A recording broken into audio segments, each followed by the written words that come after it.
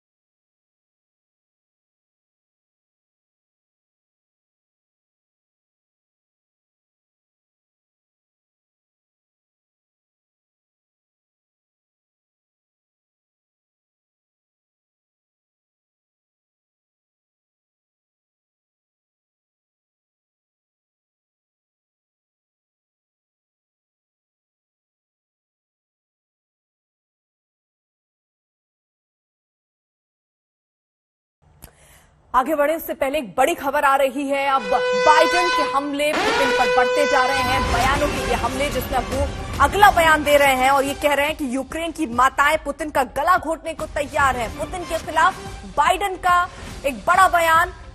Putin एक कसाई है, ये बाइडेन बयान देते हुए नजर आ रहे हैं। उन्होंने इससे पहले भी कई बार पुतिन की आलोचना की है कि युद्ध के सीधे जिम्मेदार अगर कोई है तो वो पुतिन है और उन्हें युद्ध अपराधी तक बता दिया। पुतिन एक कसाई है। अब बाइडेन का एक बड़ा बयान सामने आया और सख्त रुख अमेरिका दिखाते हुए पोलैंड में यूक्रेनी शरणार्थियों से भी बाइडेन मिले, वहां पर सैनिकों से वो मिले। साथ ही साथ उन्होंने पोलैंड के राष्ट्रपति से भी मुलाकात की। उन्हें भी भरोसा दिया कि उनके साथ भी अमेरिका खड़ा हुआ है, क्योंकि पोलैंड इस बात को लेकर डर में है कि कहीं रूस के हमले उस पर भी ना हो जाए। उसके बॉर्डर को भी उसको सुरक्षित रखना है, इसलिए हथियार और आर्थिक मदद वो अमेरिका से मांगता रहा है। इसी बीच एक और बड़ी खबर, यूक्रेन में रूस के हवाई हमले लगातार जारी हैं। रूस बाकायदा कई वीडियो भी सामने कर रहा है। लवीव में एक के बाद एक 3 रूसी मिसाइलें गिरी हैं। मारियोपोल में भी ये हमले लगातार जारी हैं। सबसे ज्यादा स्थिति अगर कहीं खराब हुई है तो वो मारियोपोल, जहां पर सीधे आमने सामने की लड़ाई है। 95% बताया जा रहा है कि वहां पर रूस का कब्जा हो गया, लेकिन कई ऐसे इलाके हैं जहां अभी भी जंग की स्थिति बनी हुई है। खेर्सन में भी कुछ यही स्थिति है। लवीव में एक के बाद एक 3 रूसी मिसाइल गिरे हैं। यूक्रेन में रूस के हवाई हमले लगातार जारी हैं और ये हमले हर बीतते दिन के साथ अब तेज होते जा रहे हैं। आज से ठीक 31 दिन पहले यूक्रेन पर हमले का आदेश देते हुए पुतिन ने 3 टारगेट सेट किए थे, जिनमें से 2 टारगेट रूस से अचीव कर लिए गए और अब तीसरे टारगेट पर अपना फोकस शिफ्ट कर लिया है। रूस का पहला और प्राइमरी टारगेट था यूक्रेन को नाटो की सदस्यता से दूर रखना, जिसमें रूस कामयाब हो चुका है। यूक्रेनी राष्ट्रपति कह चुके हैं कि वो नाटो की सदस्यता हासिल करना अब यूक्रेन की प्राथमिकताओं में से एक नहीं है। रूस का दूसरा टारगेट था यूक्रेन की सैन्य क्षमता को खत्म करना। रूस के रक्षा मंत्रालय ने दावा किया कि उसने ये लक्ष्य भी हासिल कर लिया है और यूक्रेनी सेना की वॉर कैपेसिटी यानी युद्ध लड़ने की क्षमता को बेहद कम कर दिया है। और रूस का तीसरा टारगेट था यूक्रेन के अलगाववादी क्षेत्र डोनबास को आजाद करवाना, जिसकी तरफ अब रूस ने अपने मिलिट्री ऑपरेशन को फोकस कर लिया है। रूस ने युद्ध की शुरुआत में ही डोनबास के दोनेत्स्क और लुहांस्क इलाके को आजाद देश की मान्यता दी थी और पुतिन ने डोनबास को यूक्रेन के कब्जे से मुक्त करवाने का फैसला किया, जिसके बाद ही यूक्रेन पर हमले का आदेश दिया था। लेकिन अब सवाल यह है कि क्या रूस कीव पर हमला नहीं करेगा और क्या जंग अब सिर्फ डोनबास रीजन में ही लड़ी जाएगी? इन सवालों पर आधारित हमारी ये रिपोर्ट देखिए।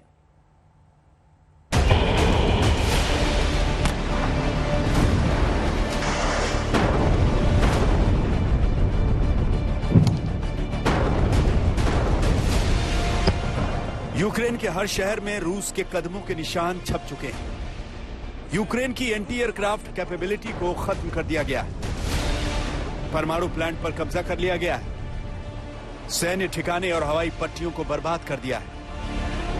और अब युद्ध के 31वें दिन रूस ने दावा किया है कि उसने यूक्रेन में अपने मिलिट्री ऑपरेशन के प्लान 1 का मकसद हासिल कर लिया है। रूस ने दावा किया है कि मिलिट्री ऑपरेशन के पहले चरण में यूक्रेन की लड़ने की क्षमता को कम करने का टारगेट पूरा कर लिया गया है। रूस का दावा है कि यूक्रेन की वायुसेना और उसके एयर डिफेंस सिस्टम और नौसेना को प्रैक्टिकल तौर पर तबाह कर दिया गया है, जिसके बाद अब रूसी फौज अपने दूसरे टारगेट यानी डोनबास को यूक्रेन से आजाद करवाने के लिए मिलिट्री ऑपरेशन करेगी। रूसी यूक्रेनी आर्म फोर्सेस की वॉर कैपेसिटी में काफी कमी आई है। इस वजह से हम अपने मुख्य लक्ष्य डोनबास की आजादी पर फोकस कर सकते हैं। इसका सीधा सा मतलब ये निकलता है कि अब रूसी फौज कीव पर कब्जा नहीं करेगी, जिसका अनुमान पहले ही लगाया जा रहा था, क्योंकि कीव पर रूसी हमले रोक दिए गए थे। लेकिन इसका ये मतलब नहीं कि रूस कीव से पीछे हट गया है। जहां तक कीव शहर का और बाकी शहरों का सवाल है, देखिए कीव में पिछले 24 घंटे से बिल्कुल शांति है। यहाँ किसी भी प्रकार का हवाई हमला, बम, मिसाइल कोई हमला नहीं हुआ है। एयर सायरन तक नहीं सुन रही है। लेकिन इसका मतलब ये नहीं है कि रूसी फौज चली गई है। रूसी फौज नॉर्थ, नॉर्थ वेस्ट और नॉर्थ ईस्ट इन 3 दिशाओं में बैठी है। पूरा जमावड़ा है उनका, साजो सामान है पूरा वहां पे, और वो वहां भी डिफेंसेस बना रहे हैं। लंबे समय तक वहां रहने की तैयारी कर रहे हैं। और अगर कोई यूक्रेनियन फौज कुछ काउंटर अटैक करती है, उन इलाकों को वापस लेने की कोशिश करती है, तो उसके लिए तैयारी करके बैठी है। यूक्रेन के लगभग हर शहर को तबाह करने के बाद रूस का फोकस अब डोनबास रीजन पर शिफ्ट हुआ है, जो उसकी प्रायोरिटी लिस्ट में शामिल था। दरअसल डोनबास यूक्रेन के पश्चिम का वो इलाका है जहां 2014 से ही रूस समर्थित अलगाववादी यूक्रेनी फौज से लड़ रहे हैं। डोनबास में आने वाले लुहांस्क और डोनेट्स्क को पुतिन ने यूक्रेन पर हमले से ठीक पहले आजाद देश की मान्यता दी थी। रूस के यूक्रेन पर हमले का एक बड़ा मकसद डोनबास रीजन को यूक्रेन से पूरी तरह आजाद करवाना भी है। डोनबास रीजन को यूक्रेन से आजाद कराने की मंशा खुद रूसी राष्ट्रपति पुतिन एक नहीं कई बार जता चुके हैं। आवारा कुत्ते लोगों पर हमला करते हैं, उन्हें चोट पहुंचाते हैं, यहाँ तक कि मौतें भी हुई हैं। फिर हम देखते हैं कि वो जानवर समाप्त हो गए हैं, वो उन्हें मारते हैं, गोली मारते हैं। अच्छा सुनो, डोनबास के लोग आवारा कुत्ते नहीं हैं। इस दौरान 13 से 14 हजार लोग मारे गए। डोनबास को आजाद करवाने की शुरुआत तो यूक्रेन के हमले के साथ ही हो गई थी। रूसी रक्षा मंत्रालय ने दावा किया है कि 1 महीने में रूस समर्थित अलगाववादियों ने लुहांस्क क्षेत्र के 93% और डोनेत्स्क क्षेत्र के 54% हिस्से को अपने नियंत्रण में ले लिया है। एक सीनियर अमेरिकी रक्षा अधिकारी ने दावा किया है, डोनबास में हमले को बैकअप देने के लिए रूस जॉर्जिया के रास्ते यूक्रेन में सेना भेज रहा है। कीव के आसपास मिलिट्री एक्टिविटीज लगभग पूरी तरह से थम गई हैं। कोई हवाई हमला नहीं हुआ है पिछले 24 घंटे में। जो पिछले 3-4 दिन से बड़ा तोपखाने का हमला और रॉकेट्स का हमला हो रहा था, वो भी थम गया है। तो यहाँ बिल्कुल शांति प्रतीत हो रही है। आसपास सारी मिलिट्री एक्टिविटीज थम गई हैं। लेकिन इसका अर्थ ये नहीं है कि रूसी सेना यहाँ से चली गई है। रूसी सेना कीव के नॉर्थ और 3 डायरेक्शन में, नॉर्थ ईस्ट, नॉर्थ वेस्ट में अपना पूरा जो है साजो सामान के साथ बैठी हुई है, अपने मोर्चे बना रही है, डिफेंसेस तैयार कर रही है।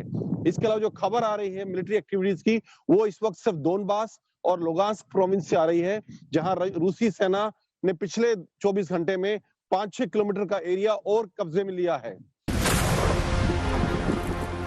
अब अपने मिलिट्री ऑपरेशन को डोनबास में केंद्रित करके रूस ने अपने प्लान का पार्ट 2 लॉन्च किया है। साथ ही ये धमकी भी दी है कि रूसी फौजें यूक्रेनी शहरों पर कभी भी दोबारा हमला करने के लिए तैयार रहेंगी, और अगर किसी ने यूक्रेन के हवाई क्षेत्र को नो फ्लाई जोन घोषित करने की कोशिश की तो रूस तुरंत प्रतिक्रिया देगा।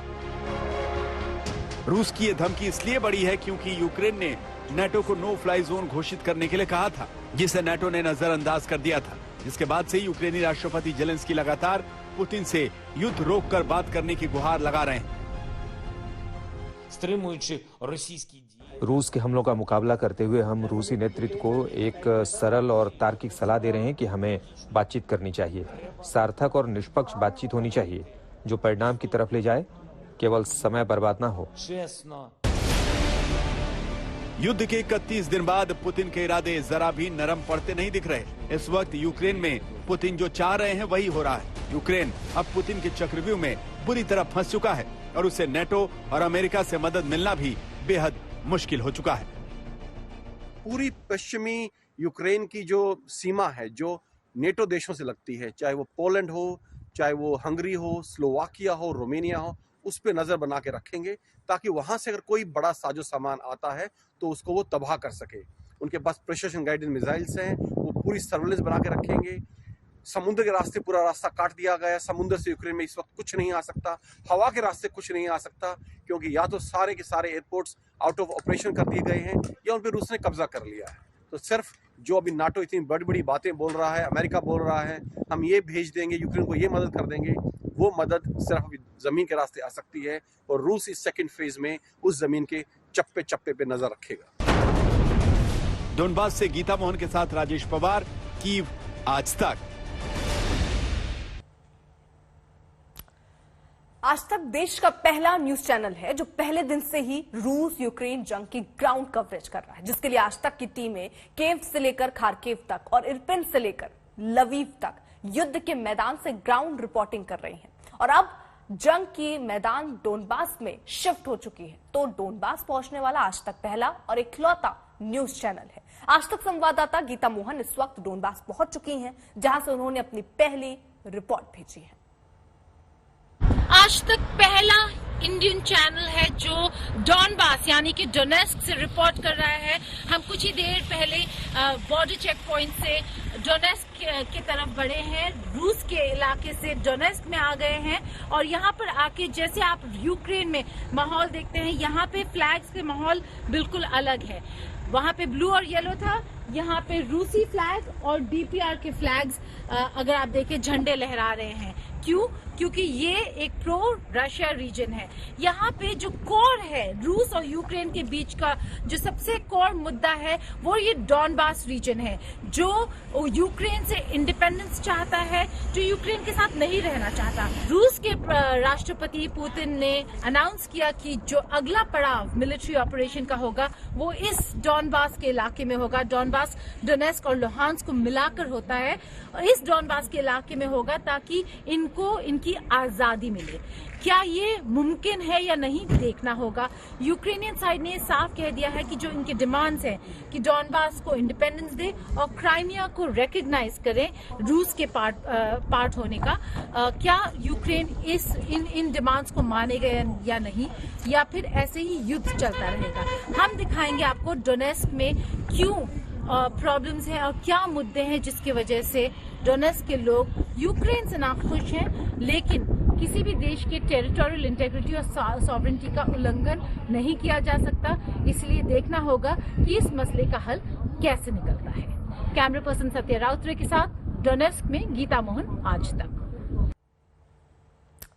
डोनबास से हमारे साथ इस वक्त जुड़ गई हैं आज तक संवाददाता गीता मोहन, जो अब डोनबास के युद्ध क्षेत्र की कवरेज करेंगी। गीता, आप डोनबास पहुंचने वाली पहली भारतीय रिपोर्टर हैं। पुतिन ने कह दिया है कि अब रूस का फोकस डोनबास को आजाद करवाने पर होगा। जी, डॉनबास का जो इलाका है वो सबसे बड़ा वो कोर मुद्दा है रूस और यूक्रेन के बीच। डोनेस्क और लुहांस्क दोनों मिलकर डॉनबास का रीजन बनता है और हम आज डोनेस्क में खड़े हैं। पहला ऐसा चैनल जो डोनेस्क आया है, यहाँ पर भी काफी अटैक्स हुए यूक्रेनियन साइड की तरफ से। हम दिखाएंगे क्यों और क्या हो रहा है, लेकिन क्योंकि इसको इंडिपेंडेंट घोषित कर दिया है और डोनेस्क हमेशा से चाहता था अलग देश बनना, तो यहाँ पर मेरे कैमरा पर्सन सत्या और मैं जब बॉर्डर चेक पोस्ट से यहाँ आ रहे थे तो हर जगह हमें रूसी और डीपीआर की जो फ्लैग्स हैं वो नजर आए। अगर आप पोस्टर्स और बैनर्स और बड़े बड़े प्लैकार्ड्स देखें, सब में ये जो आर्मी नेशनलिज्म का कॉल है, आके जुड़िए हमारे साथ लड़िए, वो वाला जो कॉल है वो काफी स्ट्रांग है। हर घर में आपको डीपीआर के फ्लैग्स दिखेंगे और इंटरेस्टिंगली दो साइंस हैं जो रूसी फोर्सेस और डॉनबास के फोर्सेस मिलकर लगाते हैं। एक है वी का आपने टैंक्स में देखा होगा विक्ट्री का साइन, और दूसरा है जेड जो इंडिपेंडेंस की बात करता है। तो जितने भी गाड़ियां यहाँ से आते जा रहे हैं जाते जा रहे हैं, उन सब में हमने जेड का साइन देखा है, विक्ट्री का नहीं लेकिन इंडिपेंडेंस का, यानी कि वो यहाँ पर इंडिपेंडेंस चाहते हैं। देखिए, डोनबास में पहुंचकर आपका पहला एक्सपीरियंस क्या रहा, पहले तो वो बताइए। क्या डोनेट्स्क में यूक्रेन के बाकी शहरों की तरह लोगों के मन में युद्ध का डर दिख रहा है? देखिए, अभी यहाँ पर कुछ ऐसे इलाके हैं जहाँ पर पानी की कमी महसूस हो रही है, यानी कि जो कॉन्फ्लिक्ट यूक्रेन और रूस के बीच में चल रहा है, वहां पर डोनबास में उसका असर नजर आने लगा है।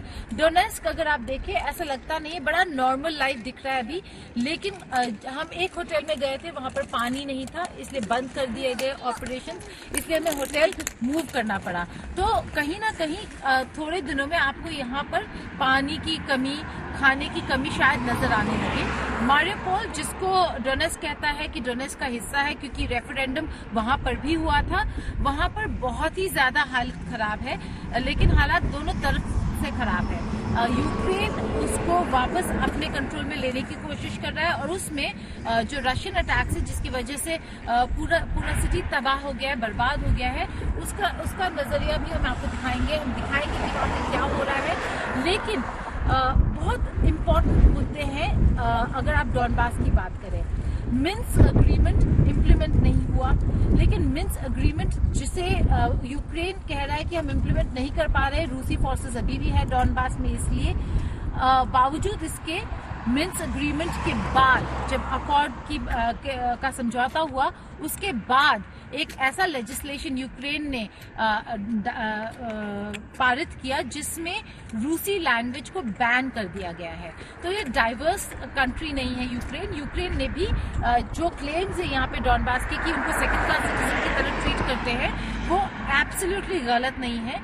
रशियन लैंग्वेज यहाँ पे रूसी लोग रहते हैं, ज्यादातर रूसी ओरिजिन के, यूक्रेन के ईस्टर्न फ्रंट में, और उनका लैंग्वेज बैन कर देना अपने में दिखाता है कि यूक्रेन किस दिशा में जा रहा था, और इसी वजह से डोनबास के लोग परेशान हैं। नेटो फोर्सेस, अमेरिका जो कुछ भी कर रहा है अभी, कोई भी इंटरवेंशन नहीं कर रहा है यूक्रेन में, और जब तक इंटरवेंशन नहीं होता तो हम थर्ड वर्ल्ड वॉर की बात नहीं कर सकते, लेकिन जब तक समझौता नहीं होता तब तक हम युद्ध विराम की भी बात नहीं कर सकते। ठीक, बहुत बहुत शुक्रिया गीता, जुड़ने के लिए, तमाम जानकारी हम तक पहुंचाने के लिए।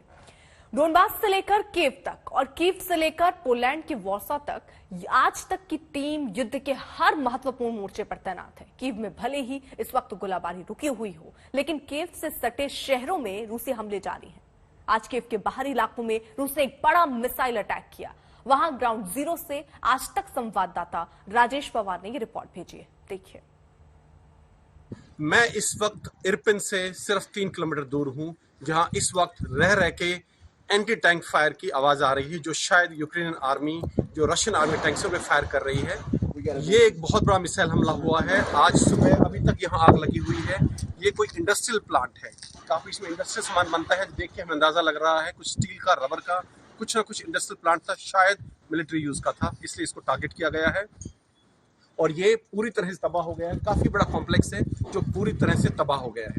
Slowly both sides is holding and then hold this. हालांकि रूसी हमले अब थम गए हैं कीव शहर के ऊपर। ये कीव से आउटस्कर्ट्स में है, 15-20 किलोमीटर दूर है, इरपिन की दिशा में है, नॉर्थ वेस्ट डायरेक्शन में। और ये बड़ा हमला आज हुआ है, अकेला बड़ा हमला कीव के किसी इंडस्ट्रियल कॉम्प्लेक्स पे आज के दिन में। आज तक के लिए राजेश पवार, युद्ध के 31वें दिन। तो राजेश पवार, जिनकी ग्राउंड रिपोर्ट आपने देखी, इस वक्त वो लाइव भी हमारे साथ जुड़ चुके हैं। राजेश, आप कीव में मौजूद हैं, उस हालात से लगातार हम तक ग्राउंड रिपोर्टिंग करके हर तस्वीर, हर वीडियो भेज रहे हैं। फिलहाल स्थिति आप क्या देख रहे हैं वहां पर?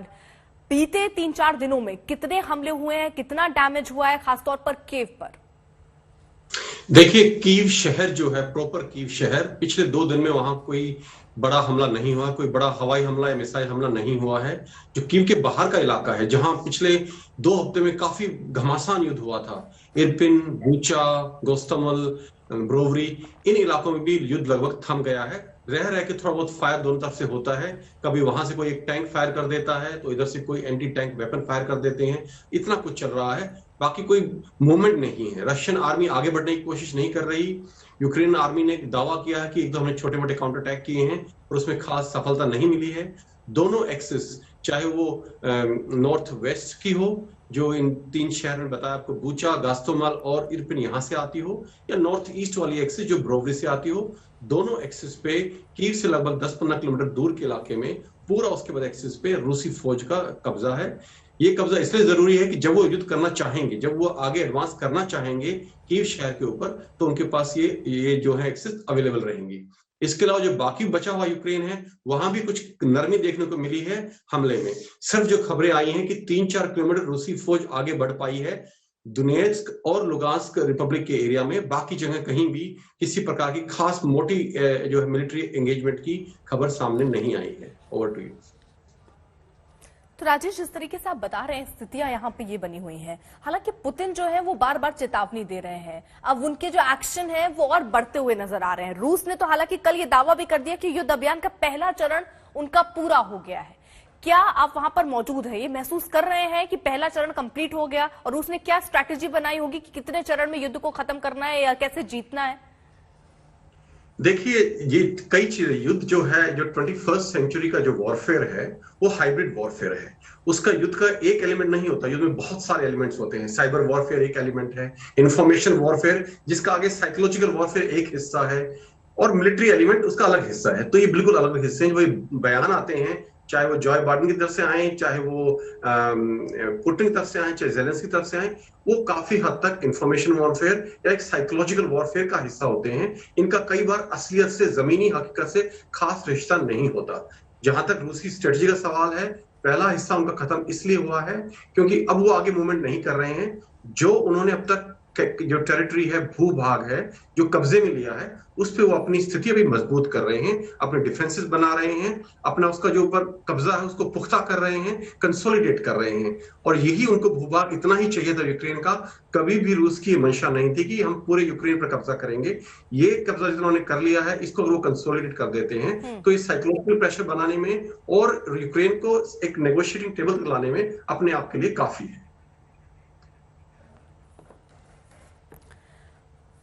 राजेश, जिस तरीके से देखिए दोहा फोरम में यूक्रेन के राष्ट्रपति जेलेंस्की ने यह कहा कि चलिए बातचीत करते हैं, यानी सीधे तौर पर वो पुतिन से कह रहे हैं कि आइए टेबल पे बैठते हैं, बातचीत करते हैं, लेकिन वो दूसरी तरफ नाटो देशों से भी मदद की अपील कर देते हैं। ये तो लगातार चल रहा है।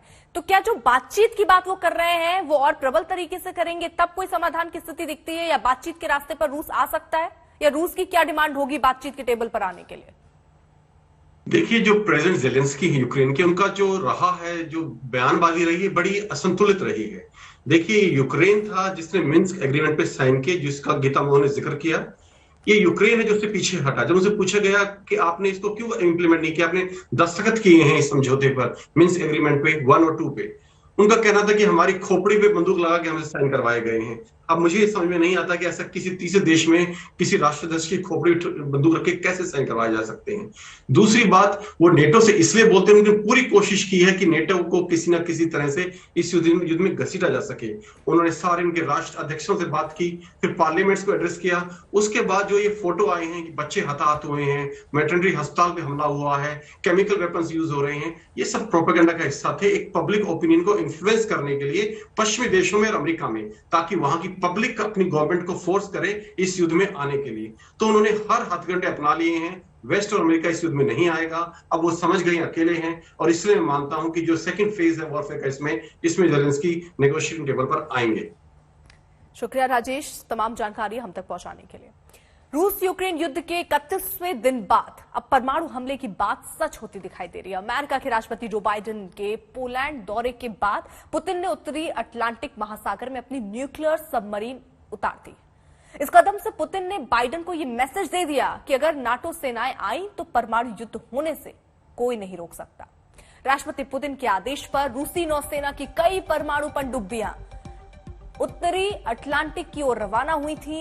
इन सबमरीन में से हर एक पर 16 बैलिस्टिक मिसाइलें तैनात की जा सकती हैं। सबसे खास बात यह है कि इन बैलिस्टिक मिसाइलों की रेंज में अमेरिका और यूरोप के सभी देश आते हैं। रूस के पास 600 किलोमीटर से लेकर 12,000 किलोमीटर तक हमला करने वाली बैलिस्टिक मिसाइलों का भंडार है। इसके अलावा रूस के पास बेल्गोरोड परमाणु सबमरीन भी है, जो दुनिया की सबसे बड़ी सबमरीन है। पोसाइडन टारपीडो से लैस ये सबमरीन रेडियो एक्टिव सुनामी पैदा कर सकती है। रूस के पास ऐसे कई हथियार हैं जो दुनिया के किसी भी कोने में परमाणु बम गिरा सकते हैं। इसमें कोई शक नहीं है कि रूस दुनिया का सबसे बड़ा परमाणु शक्ति वाला देश है और यही वजह है कि राष्ट्रपति पुतिन बार बार नाटो देशों को परमाणु हमले की चेतावनी दे रहे हैं और इस चेतावनी को हल्के में नहीं लिया जा सकता। हालांकि रूस का परमाणु हमला इस बात से तय होगा नाटो देश अगला फैसला क्या लेते हैं।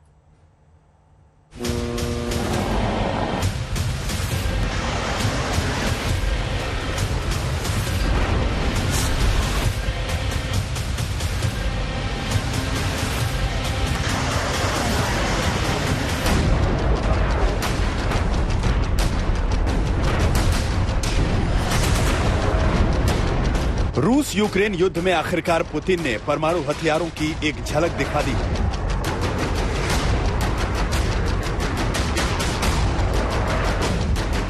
जिस तरह से जो बाइडेन पोलैंड में नाटो की सेना के साथ सेल्फी ले रहे थे, लंच कर रहे थे और रूस को मैसेज देने की कोशिश कर रहे थे, तब पुतिन ने बाइडेन को जवाब देने के लिए रूस की परमाणु सबमरीन को समंदर में उतार दिया, वो भी इस संदेश के साथ कि अगर युद्ध में नाटो आया तो परमाणु हमले से कोई रोक नहीं पाएगा।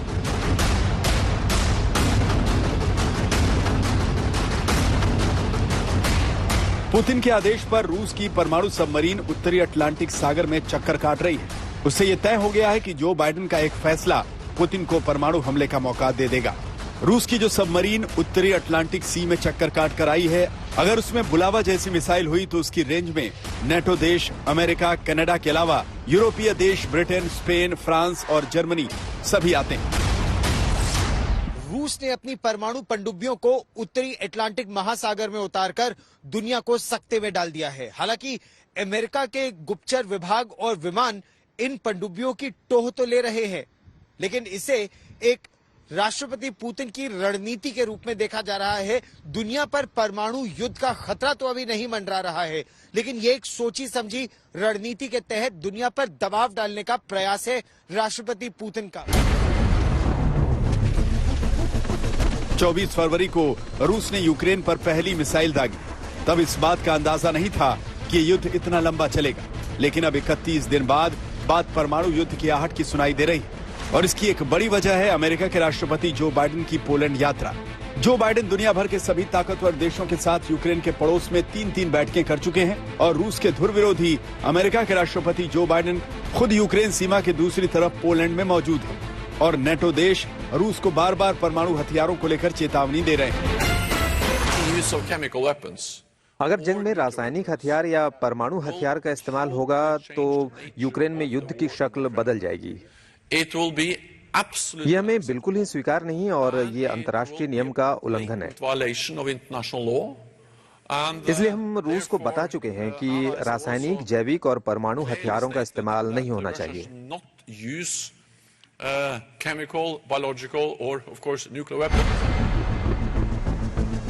पुतिन के तेवर से यह साफ है कि रूस इस युद्ध में किसी भी हद तक जाने का मन बना चुका है, वरना युद्ध के माहौल में रूस की सबमरीन का अंतर्राष्ट्रीय जल सीमा के नियमों की परवाह किए बिना यूरोप का चक्कर काटना कोई सामान्य बात नहीं। इससे पहले भी क्रीमिया युद्ध के दौरान रूसी पनडुब्बियां ऐसे ही बेरोक टोक घूम रही थी। ऐसे में यह सवाल उठता है कि क्या रूस वाकई परमाणु हमले का मन बना रहा है या वो इस कदम से नेटो को धमकाने की कोशिश में है। ये एक्शन रिएक्शन है, ये एक क्रिया और प्रतिक्रिया की बात है। रूस ये धमकियां दे रहा है कि परमाणु हथियार इस्तेमाल करेगा। साथ ही साथ जो कल नेटो की मीटिंग हुई है परसों, उसमें इन्होंने तय किया है कि हमारा जो पोस्चर है, जो अब तक डिफेंस पोस्चर था, वो अभी डिफेंसिव पोस्चर हो जाएगा। वो अभी अपने जो हथियारों की, सैनिकों की संख्या बेलारूस के और यूक्रेन के बॉर्डर पर बढ़ा रहे हैं। तो दोनों तरफ से, एक तरफ से रिएक्शन होता है, एक्शन होता है, दूसरी तरफ से रिएक्शन होता है। ये स्वाभाविक है और ये एक्शन रिएक्शन की प्रतिक्रिया अब बहुत तेज हो गई है। तो कहीं ना कहीं जो ऐसा बोल रहे हैं कि तीसरे विश्व युद्ध का खतरा वो अब थोड़ा ज्यादा बढ़ गया है कि एक थोड़ी सी चूक हुई, कहीं से गलती से भी अगर कोई वेपन इधर उधर फायर कर जाता है या कहीं गलत इलाके में गिर जाता है तो ये युद्ध जो है किसी भी वक्त विश्व युद्ध में बदल सकता है। 2014 के क्रीमिया युद्ध के दौरान भले ही रूस ने अपनी परमाणु पनडुब्बियों को नॉर्थ अटलांटिक में घुमाया था, लेकिन इस बार परिस्थिति कुछ अलग है, क्योंकि रूस सीधी टक्कर लेने के इरादे से युद्ध में उतरा है। प्यारे साथियों, न केवल पश्चिमी देश हमारे देश के खिलाफ आर्थिक लिहाज से दुश्मनी भरा कदम उठा रहे हैं, यानी अवैध पाबंदियां लगा रहे हैं, नाटो देश के नेता भी भड़काऊ बयानबाजी कर रहे हैं। इस वजह से मैंने रक्षा मंत्री और सेना अध्यक्ष को रूसी सेना के डिटरेंस फोर्स को हाई अलर्ट पर रहने का हुक्म दिया है। रूस पहले ही कह चुका है कि अपने अस्तित्व की रक्षा के लिए परमाणु हमला किया जा सकता है। रूस की इस बौखलाहट के पीछे की वजह समझिए कि वो बार बार परमाणु हमले की धमकी क्यों दे रहा है। 31 दिन गुजर जाने के बाद भी रूस यूक्रेन की राजधानी कीव पर अब तक कब्जा नहीं कर पाया है। अमेरिका के प्रतिबंधों से पिछले 31 दिनों में रूस की अर्थव्यवस्था धड़ाम हो गई। युद्ध के दौरान रूस के हथियारों को भारी नुकसान पहुंचा है, जिससे रूस का सैन्य बजट गड़बड़ा गया है। युद्ध के खिलाफ रूस के अंदर चल रहे भारी विरोध की वजह से पुतिन सरकार की छवि खराब हो रही है। इसके अलावा अमेरिका में यूक्रेन की मदद के लिए शांति सेना भेजने का प्रस्ताव रखा है। world ain't going to be the same, not because of Ukraine, but I'm not going to be the same 10, 15 years from now in terms of our organizational structures. And the question is, who's going to prevail? Are democracies going to prevail and the values we share, or autocracy is going to prevail? And that's really what's at stake. So what you're doing is consequential, really consequential. We're in the midst of, and I don't want to sound too philosophic here, but you're in the midst of a fight between democracies and oligarchs.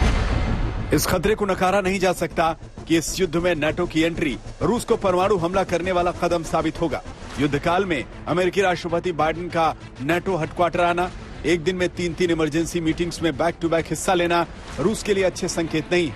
रूस border पर NATO सेना का युद्धाभ्यास भी चल रहा है, जहां नाटो देशों के 30,000 सैनिक युद्धाभ्यास कर रहे हैं। इस युद्धाभ्यास में परमाणु पनडुब्बियां तक शामिल हैं।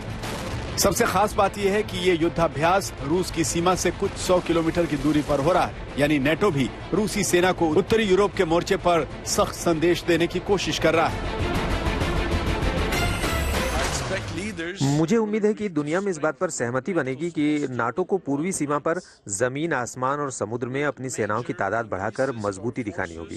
पहले चरण में नाटो के 4 battle group Bulgaria, Hungary, Romania और स्लोवाकिया भेजे जाएंगे।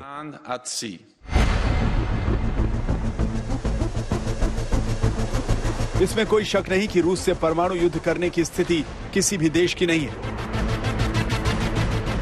रूस के पास कुछ ऐसे परमाणु हथियार हैं जिनसे टकराने की हिम्मत अमेरिका या किसी भी नाटो देश के पास नहीं। कीव से राजेश पवार और पोलैंड से गौरव सावंत के साथ आज तक ब्यूरो। रूस से जिस तरह अटलांटिक महासागर में परमाणु सबमरीन उतारी है, उससे परमाणु हमले वाले तीसरे विश्व युद्ध की आशंका बढ़ गई। रूस और नाटो देश एक दूसरे को जवाब देने के लिए लगातार एक्शन प्लान तैयार कर रहे हैं। पोलैंड में अमेरिका के राष्ट्रपति जो बाइडेन की यात्रा के बाद नाटो ने कुछ बड़े फैसले लिए हैं।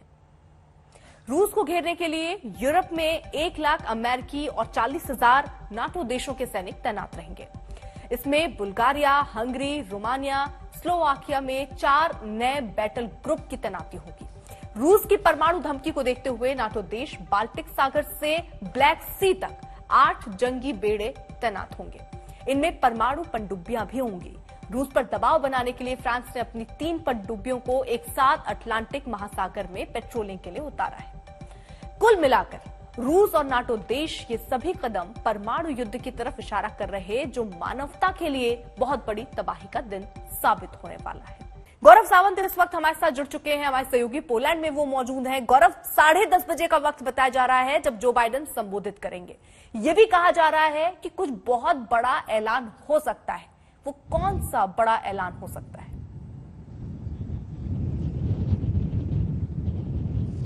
इस समय हम लोग ओल्ड कासल वॉर्सो में हैं और यहाँ पर अब से थोड़ी देर में अमेरिका के राष्ट्रपति जो बाइडेन पोलैंड को संबोधित करेंगे और उनको सुनने के लिए इस ठंड और तेज हवा के बावजूद बड़ी संख्या में लोग इकट्ठा हुए हैं। और जो लोग यहाँ इकट्ठा हुए हैं, अगर आप आसपास यहाँ नजर दौड़ाएं तो आप देखिए क्या बच्चे, क्या बूढ़े, क्या जवान, सभी यहाँ बड़ी संख्या में आए हैं अमेरिका के राष्ट्रपति को सुनने के लिए। यहाँ पर झंडे अगर आप देखें तो पोलैंड के भी झंडे लगाए गए हैं और यहाँ वॉर्सो के और यूक्रेन के भी झंडे लगाए गए हैं। क्यों? क्योंकि उत्साह बहुत ज्यादा है लोगों में अमेरिका के राष्ट्रपति को सुनने के लिए।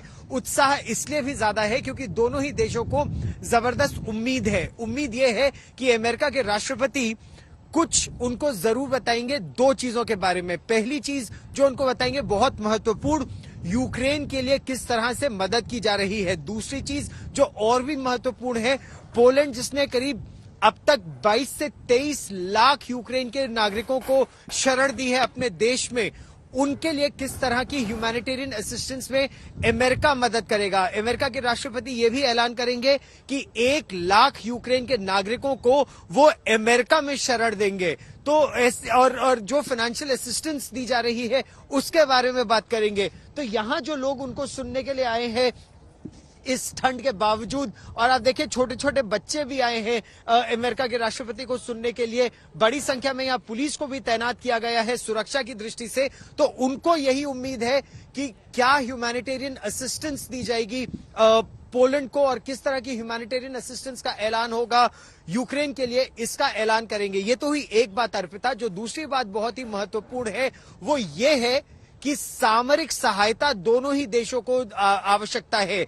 एक तरफ पोलैंड को अब यह खतरा है कि अगर रूस की सेना पोलैंड की सीमा तक आ गई, यानी लेविव और इवानो फ्रैंको से आगे बढ़ गई, तो पोलैंड के लिए खतरा बहुत ज्यादा बढ़ जाएगा। और सदियों से पोलैंड इस तरह के खतरे को झेलता आया है। एक तरफ जर्मनी तो दूसरी तरफ रूस। इस डीएनए में एक तरह से पोलैंड के ये खतरा भांपने की शक्ति और क्षमता है, और इसीलिए वो चाहते हैं कि उनको बड़ी संख्या में मदद सामग्री, रसद, युद्ध के हथियार सब यहां मुहैया कराए जाए। बिल्कुल। और देखिए गौरव, दूसरे वर्ल्ड वॉर के बाद ये पहली बार हुआ है जब कोई अमेरिकी राष्ट्रपति इतने करीब पहुंचा हो, युद्धग्रस्त देश के इतने करीब पहुंचा हो। जो बाइडेन पहुंचे हैं 10:30 बजे, वो कुछ संबोधन करने वाले हैं, उस पर जरूर नजर है। लेकिन गौरव, जिस तरीके का माहौल पोलैंड में बना हुआ है, क्योंकि इतने शरणार्थी वहां पर गए हैं, किस तरीके की सहायता अभी तक मिल रही है? पोलैंड ये कह रहा है कि इससे पहले जो सेना की तैनाती हुई है, जो हथियारों की तैनाती की गई है उनकी मदद के लिए, वो नाकाफी है। वो चाह रहे हैं कि कुछ और तैनातियां यहां बढ़ाई जाए, हथियार और बढ़ाए जाएं। क्या उस दिशा में भी कोई आज बड़ा ऐलान हो सकता है? उसकी उम्मीद तो बहुत है। राष्ट्रपति एंड्रेज डूडा लगातार ये मांग करते आए हैं कि यहां पर surface to air missiles, missile defence shield, लड़ाकू विमान, अत्याधुनिक लड़ाकू विमान, वो सब यहां पर मुहैया कराए जाए। देखें ना, धीरे धीरे जब भीड़ उस तरफ बढ़ रही है हर दिशा से, तो आप ये देख सकते हैं कि अमेरिकी गाड़ियों का काफिला यहां आना शुरू हो गया है। नारेबाजी भी रुक रुक कर हो रही है, और नारेबाजी इस तरह की है कि यूक्रेन की सुरक्षा के लिए हम सब यहाँ तैनात हैं, मुस्तैद हैं, इस तरह की नारेबाजी यहाँ पर हो रही है। हालांकि अभी घंटा भर है अमेरिका के राष्ट्रपति के यहाँ पहुंचने में, और ये बहुत ही ऐतिहासिक स्थान है ओल्ड कासल, जहां पर इस समय अमेरिका के राष्ट्रपति आएंगे और पोलैंड को क्या एक तरह से जो वो कह रहे हैं कि फ्री वर्ल्ड को, डेमोक्रेसीज को एड्रेस करेंगे, संबोधित करेंगे, और उनकी उम्मीद यही कि फ्री वर्ल्ड के लोग यहाँ पर इकट्ठा हो और एकजुट होकर रूस का सामना करें। लेकिन अर्पिता, जो प्रश्न आपने पूछा है कि किस तरह की सामरिक मदद की आवश्यकता है, वो लड़ाकू विमानों से लेकर सरफेस टू एयर मिसाइलों तक हर चीज की आवश्यकता है। यहाँ पोलैंड को भी और यूक्रेन को भी देखना होगा उनको कितने हथियार और सामग्री मिलेंगे। ठीक है गौरव, बहुत बहुत शुक्रिया। आप नजर बनाए रखिए। 10:30 बजे जैसे कोई अपडेट होता है वो अपडेट भी आपसे लेंगे, क्योंकि बाइडेन क्या बोलते हैं इस पर सबकी नजर टिकी हुई है। वहीं रूस भले ही सोचे कि वो ये युद्ध जीत रहा है या जीत जाएगा, लेकिन सच ये है कि युद्ध में किसी की जीत नहीं होती, सिर्फ हार होती है। और युद्ध की सबसे बड़ी कीमत अगर कोई चुकाता है तो वो निर्दोष नागरिक, जिनका युद्ध से कोई लेना देना नहीं होता।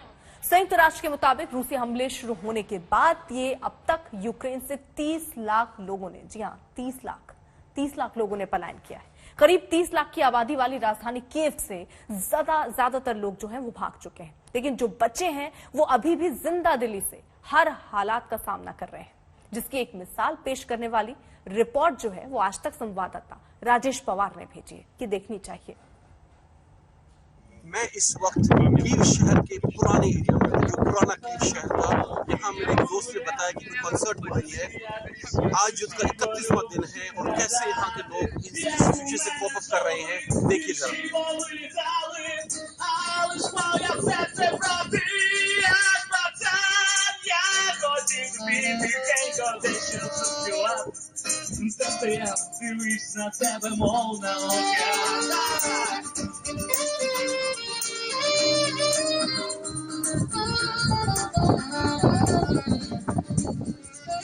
ये आप पेबल स्टोर देख रहे हैं, ये पुराने तरह की सड़क देख रहे हैं।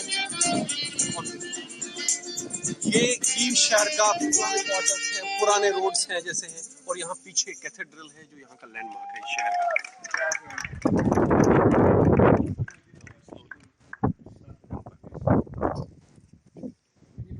आप देख रहे हैं किस तरह से युद्ध के वक्त यहाँ जो काम पीछे रुके हुए जिन्होंने फैसला किया कि कुछ नहीं चाहिए, किस तरह छोटी-छोटी ढूंढ रहे हैं, किस तरह से स्ट्रेसफुल सिचुएशन से कोप अप करने की कोशिश कर रहे हैं, इससे जीने की कोशिश कर रहे हैं। आज तक के लिए राजेश पवार, युद्ध के 31वां। खबरदार में आज के लिए बस इतना ही। देश दुनिया की तमाम बड़ी और प्रमुख खबरों के लिए आप देखते रहिए आज तक।